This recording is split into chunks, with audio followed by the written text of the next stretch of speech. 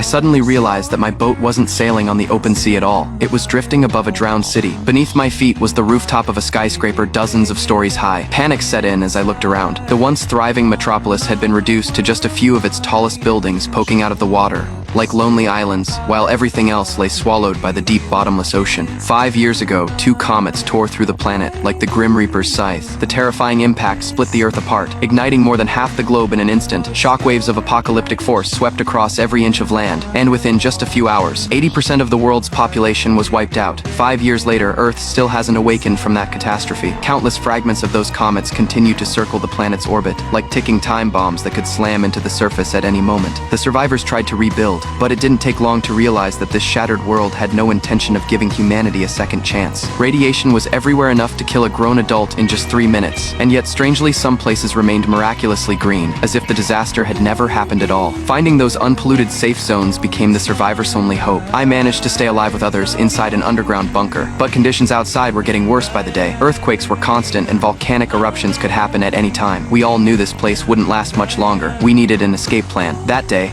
I put on my protective suit and stepped back into the wasteland. After crossing a stretch of beach, the coastline suddenly came into view. I excitedly reported over the radio that several lifeboats were stranded on the sand, and farther out at sea, a rust-covered destroyer floated silently on the water. I climbed aboard through a hole torn in its hull and searched the entire ship. There were no supplies, no survivors, but inside a diary I found a pressed purple flower. Suddenly, my headset crackled with my teammates' frantic warning. A radiation storm would arrive in 1 minute. I sprinted off the destroyer, just as a towering wall of black storm clouds surged toward me, lightning exploding violently within it. I ran with everything I had, screaming into the radio for them to open the bunker doors ahead of time. I was sure I could make it before the storm hit. In the distance, the bunker's massive steel door began to open, but the storm was already right behind me, just as I reached the entrance.